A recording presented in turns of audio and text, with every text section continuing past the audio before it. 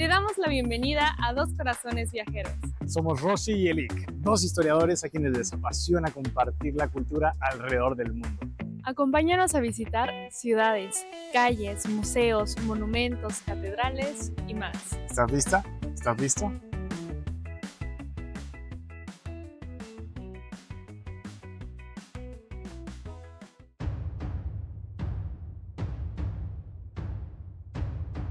Estamos en San Lorenzo El Escorial, en España. Un conjunto arquitectónico que es palacio, monasterio, biblioteca y sepulcro de los reyes de España. Durante el reinado de Felipe II, España enfrentaba un conflicto religioso. Recordemos que décadas atrás, las ideas de Lutero dividieron a la Iglesia en dos, en católica y protestante. En este momento en que Europa estaba dividida religiosamente, España se posicionó como defensora del catolicismo y sus representantes, en este caso Felipe II, defendieron esas ideas católicas y eso se manifestó en sus representaciones artísticas y arquitectónicas que se encuentran aquí en El Escorial.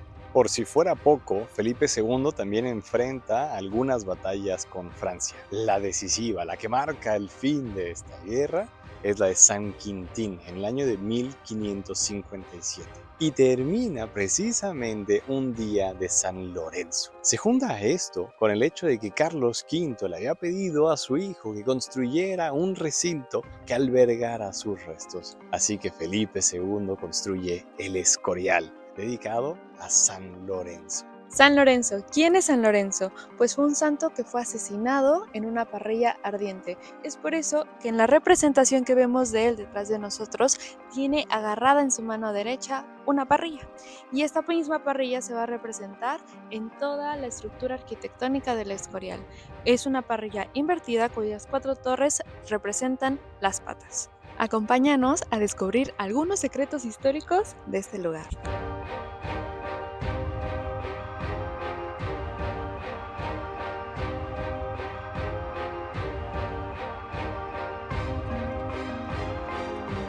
Entremos en detalles. El Escorial fue el espacio predilecto de Felipe II y el recinto donde concentró su visión del poder y su sensibilidad artística y, por supuesto, espiritual. El monarca mantuvo un control estricto en todas las decisiones, desde el diseño macroscópico hasta los detalles de las pinturas. Fueron 2 las palabras que guiaron el proyecto artístico de El Escorial: gravedad y decoro. El rey deseaba suprimir el estilo plateresco, caracterizado por una sobrecarga de figuras decorativas, e instaurar en su lugar un estilo más cercano al Renacimiento italiano, que a su vez retomaba el arte de la antigüedad clásica. Construcciones monumentales que despertaban admiración no por su ornamentación, sino por su tamaño, peso y sobriedad. El primer arquitecto del Escorial fue Juan Bautista de Toledo, quien realizó el diseño original y colocó la piedra fundacional el 23 de abril de 1563, que por una hermosa casualidad coincide con mi cumpleaños. Sin embargo, su papel fue limitado porque sus planos sufrieron constantes cambios y porque le sobrevino la muerte. Su sucesor fue Juan de Herrera, a quien conocemos como el arquitecto oficial de esta edificación. A partir de su trabajo aquí, este sentó todo un estilo que se extendió en España a lo largo de las siguientes décadas, denominado en su honor herreriano. Pero la investigación histórica ha revelado que este estilo era todo menos personal. Era más bien el resultado de seguir las instrucciones de Felipe II. ¿Cuántos años te imaginas que tomó acabar esta obra?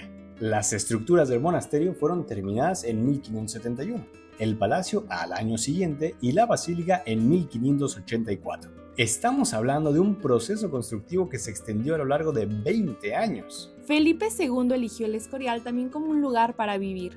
Debido a su gran religiosidad, decidió habitar ahí como uno más entre sus monjes jerónimos, tal como su padre lo hizo durante los últimos años de su reinado en el monasterio de Yuste.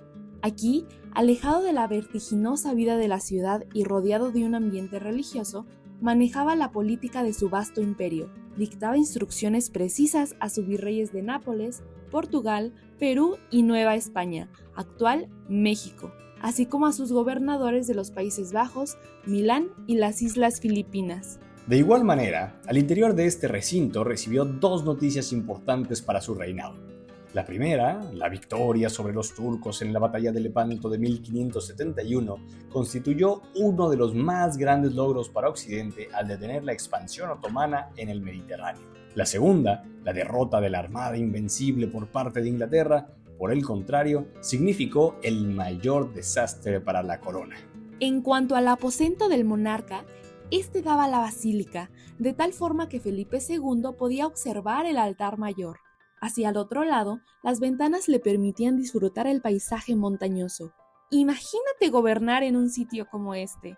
¿Cómo crees que se sentiría? Ahora bien, como hemos dicho, el Escorial también fue concebido como panteón real. En 1574, Felipe II hizo traer desde distintos puntos de la península ibérica los restos de 8 miembros de su familia, entre ellos los de su padre, el emperador Carlos V del Sacro Imperio Romano Germánico y I de España, los de su abuela, la reina Juana, y los de María de Portugal, su primera esposa. Revestido de mármol y bronce, este espacio fue construido bajo la basílica. Con la veneración que el rey le profesaba a su padre, ordenó inscribir en el muro de su sepultura la siguiente leyenda: si alguien postrero a Carlos V sobrepasara la gloria de sus acciones, ocupe este lugar. Si no, que se incline y se retire. Unos años más tarde, el propio Felipe II fue sepultado ahí, con lo que comenzó la tradición de conservar el cuerpo de los reyes de España en este lugar, misma que se ha extendido durante siglos hasta la actualidad. Esta tradición solo se ha quebrado en 2 ocasiones, o 3 o 4, dependiendo de cómo contemos. Si quieres saber quiénes son las excepciones, ve nuestro video al respecto. Es momento de que hablemos del corazón religioso de El Escorial, la basílica dedicada a San Lorenzo. Este majestuoso recinto articula todo el complejo arquitectónico, es decir, vincula los otros espacios importantes como el monasterio y el Palacio Real. Comencemos con el Patio de los Reyes, el espacio exterior que da acceso a la basílica. La fachada que se alza frente a nosotros merece una atención minuciosa, pues consideramos que refleja la intención de Felipe II de posicionarse como un mandatario poderoso. Está organizada en 2 cuerpos claramente diferenciados. El cuerpo inferior se compone de 6 columnas dóricas, entre las cuales se abren 3 arcos de medio punto que conducen al pasillo de entrada a la basílica. Sobre este nivel se dispone el cuerpo superior, donde destacan 6 estatuas monumentales que dominan visualmente el patio y fijan la mirada del visitante. ¿Quiénes son los personajes que están ahí?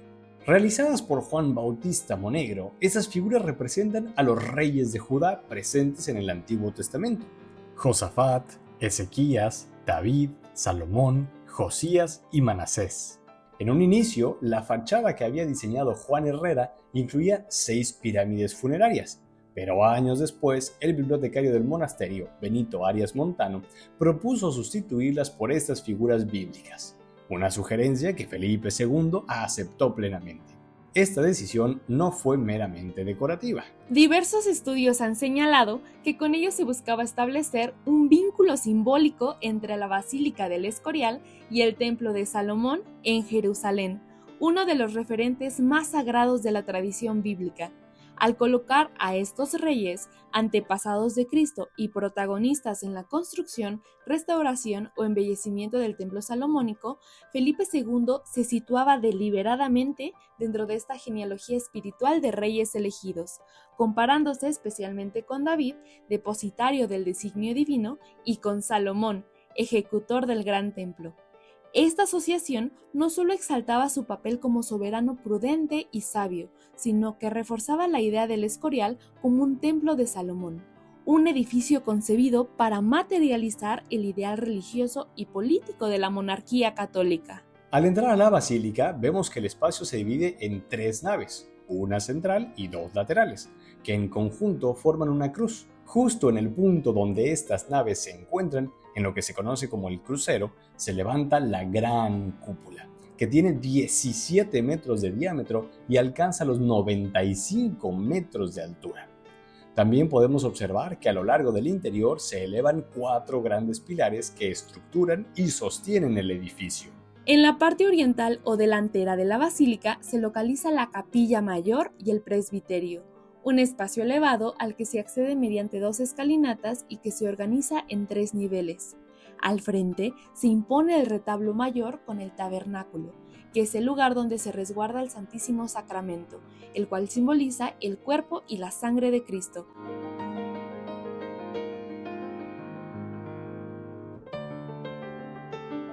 Igualmente, llaman la atención las esculturas de Carlos I y Felipe II, representados en actitud de oración, que se encuentran en los extremos laterales del altar.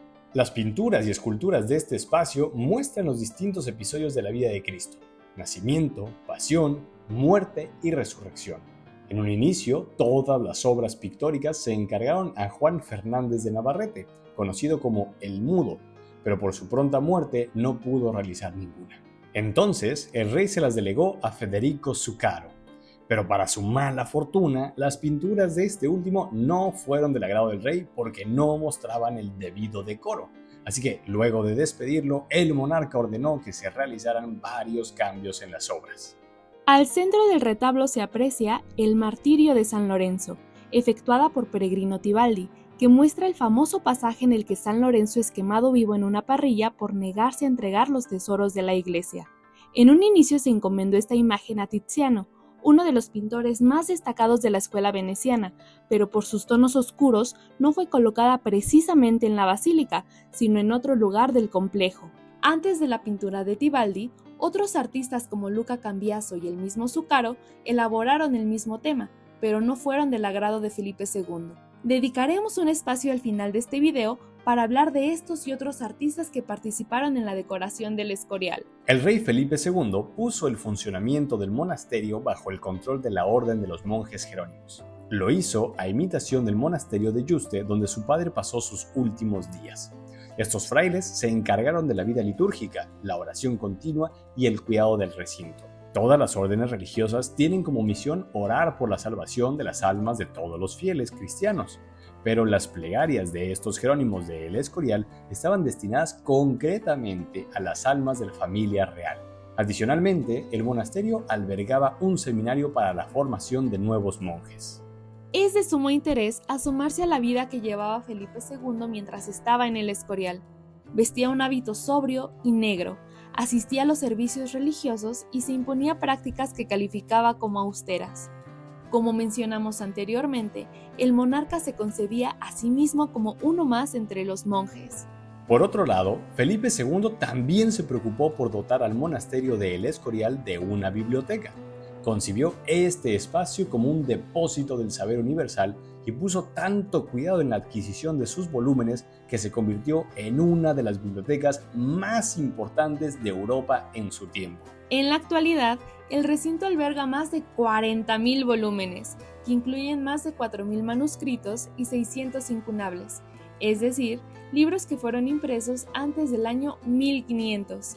También alberga más de 7.000 grabados, así como instrumentos matemáticos y científicos, mapas, esferas, astrolabios, dibujos y partituras.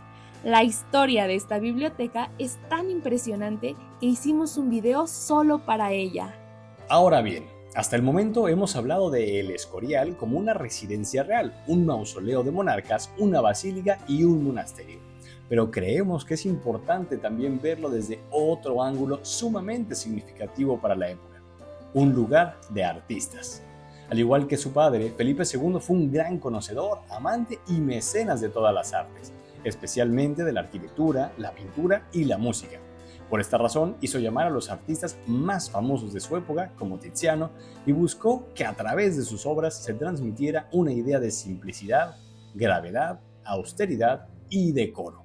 Desafortunadamente para el monarca, durante el siglo que le tocó vivir, estaba gestándose un nuevo fenómeno artístico que se propagó en Italia, Francia, Inglaterra, España y otras regiones de la Europa occidental: el manierismo. Este representó un corolario del llamado Renacimiento y puede considerarse un periodo de transición entre el clásico y el barroco de la centuria posterior. Algunos estudiosos llaman manieristas a estos artistas porque sostienen que se propusieron trabajar a la maniera de Miguel Ángel, Rafael, Tiziano y otros exponentes del Renacimiento clásico, pero al no conseguirlo marcaron el inicio de una etapa de decadencia. Otros, en cambio, conciben este término como una respuesta al ideal de armonía, proporción y equilibrio del estilo anterior, debido a que planteaban que lo más interesante no siempre se hallaba en dicha perfección. Lo cierto es que este nuevo estilo se alejó de las características de la generación anterior. Comenzó a dejarse atrás la proporción de las figuras, la perspectiva espacial, la definición clara de las líneas y expresiones y la simetría armoniosa de los personajes. A partir de entonces, los principales puntos del manierismo fueron la desproporción, un alargamiento de la figura humana, la demostración de cuerpos musculosos, colores brillantes y chillones, efectos visuales llamativos, un tinte de rareza y, en la gran mayoría de las pinturas, aparece en un primer plano un cuerpo en contorsión o en forma de serpentina, conocido como serpentinata. Ante este fenómeno que dejaba atrás todo tipo de serenidad y exactitud, Felipe II no tardó en manifestar su inconformidad y procuró a toda costa dar la espalda a esta nueva corriente y buscar artistas que todavía conservaran el estilo de los renacentistas anteriores. Sin embargo, existe una evidente paradoja en el proceso plástico del Escorial, pues aunque el rey intentó a toda costa rehuir la arquitectura plateresca y el arte manierista en el nuevo recinto, algunos de sus principales artistas son ahora considerados por los historiadores del arte grandes exponentes del manierismo. Los principales artistas que participaron en la decoración del Escorial fueron Tiziano, Juan Fernández de Navarrete, conocido como el Mudo, Doménicos Theotokopoulos, quien fue el famosísimo Greco, Federico Zuccaro y Peregrino Tibaldi. El primero de estos, Tiziano, fue considerado el mejor exponente de la escuela veneciana por su especialidad en el uso de la luz y el color. Fue invitado por Felipe II a España, pero debido a su avanzada edad no pudo trasladarse. Sin embargo, desde Italia realizó algunas obras y las hizo llegar al monarca. Para Felipe II, el arte de este pintor conservaba todavía el decoro y la gravedad que él tanto deseaba transmitir. Lo mismo pensaba de las pinturas del Mudo, quien desafortunadamente murió poco después de terminar los encargos del rey. Uno de los más conocidos de ellos es el Bautismo de Cristo. No sucedió lo mismo con el Greco. Este distinguido bizantino tuvo la oportunidad de continuar con la decoración tras la muerte del Mudo. Te sorprenderá saber que, a pesar del extraordinario papel que se le atribuye hoy en la historia del arte, no se le permitió pintar más que un solo cuadro para el Escorial. El primer encargo que recibió fue la pintura de San Mauricio, pensada para la capilla que supuestamente resguardaba los restos de este santo. Para la mala fortuna del Greco, Felipe II juzgó que su obra no se ajustaba a las leyes de la razón y que no estimulaba la oración. Así que no fue colocada en la capilla y los servicios de doménicos no fueron solicitados de nuevo. Además, cabe mencionar que de los artistas hasta ahora mencionados, es en el Greco donde se advierten con mayor claridad las características del manierismo. Otro de los pintores con altas expectativas que colaboraron en el Escorial fue Federico Zuccaro, considerado el sumo sacerdote académico del manierismo italiano. Él efectuó una nueva versión del Martirio de San Lorenzo y una serie de 90 ilustraciones de la Divina Comedia de Dante. Pero, exactamente, sus obras tampoco fueron del agrado del rey y se ordenó que fueran borradas, trasladadas o repintadas. Por último, Pellegrino de Pellegrini, alias Tibaldi, fue llamado para repetir los lienzos que Zuccaro había creado. Al contrario de su antecesor, Tibaldi había servido bien a Felipe II y se apegaba a la filosofía que éste tanto deseaba plasmar en el Escorial. Debido a ello, trabajó arduamente en el claustro y en la biblioteca, aunque no sin estar continuamente bajo la supervisión del exigente soberano.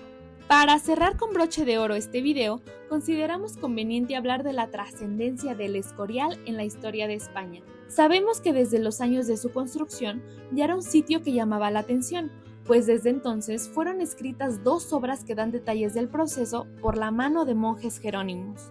La historia de la Orden de los Jerónimos, escrita por Fray José de Sigüenza, bibliotecario y posteriormente prior del monasterio, es tan rica en detalles que ha sido una de las principales fuentes históricas para estudiar la historia del Escorial. También sabemos que muy pronto se comenzó a describir el sitio como la octava maravilla. La mejor prueba de ello es que en 1618 Lope de Vega estrenó una comedia precisamente con ese título, en la que el rey musulmán de Bengala elige el Escorial como modelo para construir un templo para conmemorar cierta victoria. De este incluso se dice: por cuya causa vivo al alma esclava, el corazón cautivo. Por supuesto, cabe preguntarse cómo conoció Lope de Vega detalles del monasterio.